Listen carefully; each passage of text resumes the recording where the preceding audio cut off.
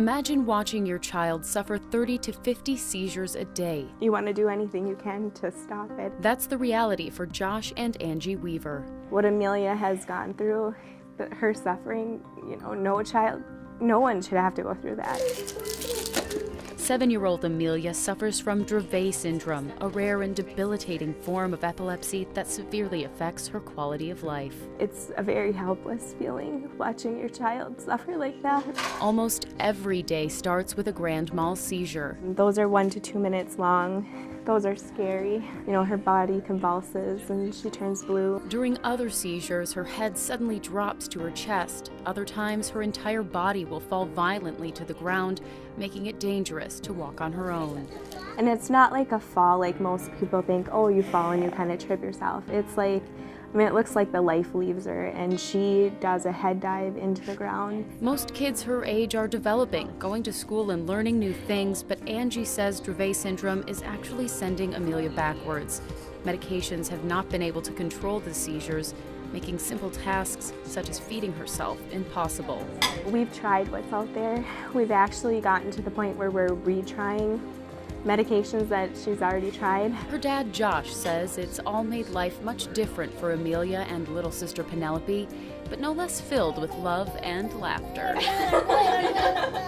We don't do a lot of activities that we used to do, or that maybe we would do. Amelia's limited in her stamina, and sometimes it gets too hot or too cold. But having said that, we continue to just try to do the fun things as a family that we can do. But the road for the Weavers has been a long one. It was not easy to find out what was wrong. Amelia's seizures started when she was just 18 months old. By 4, she had lost the ability to speak. It would be the best day of my life if I could hear Amelia say mama again.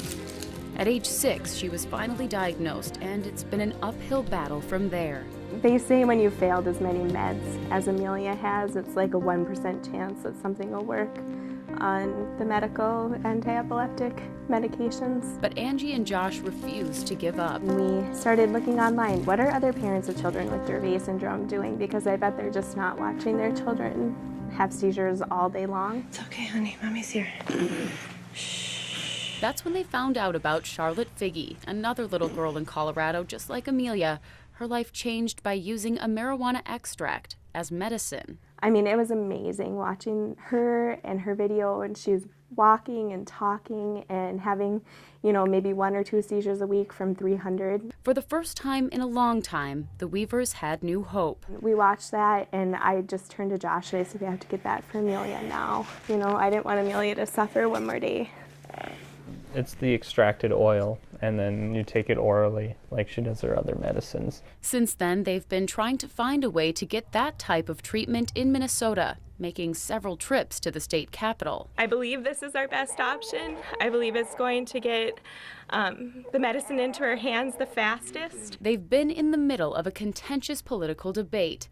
Many are urging caution. The difficulty is sometimes things can look good on the surface. Things can sound like there's good study at first, but as we get more information, it doesn't prove out to be as effective. Dr. Randy Rice with the Minnesota Medical Association says the group wants more concrete research on the benefits and risks. When we take a substance that really has had very limited study on a good scientific basis, it's hard to step out and be able to recommend that. And local law enforcement agrees. There's a need to move carefully. St. Louis County Sheriff Ross Littman says he's concerned about making it legal without knowing it's safe. But I think it's worth the money, and it's worth the time to ensure that if we're going to do this and go down the road of legalizing it, that it's done right. Duluth's Gordon Ramsey is with the Minnesota Chiefs of Police Association. They took a strong stance against an earlier bill that would have allowed growing and smoking marijuana. It's so ripe for abuse. You look at our other drug issues. But he says they are not opposed to the form that would help kids like Amelia.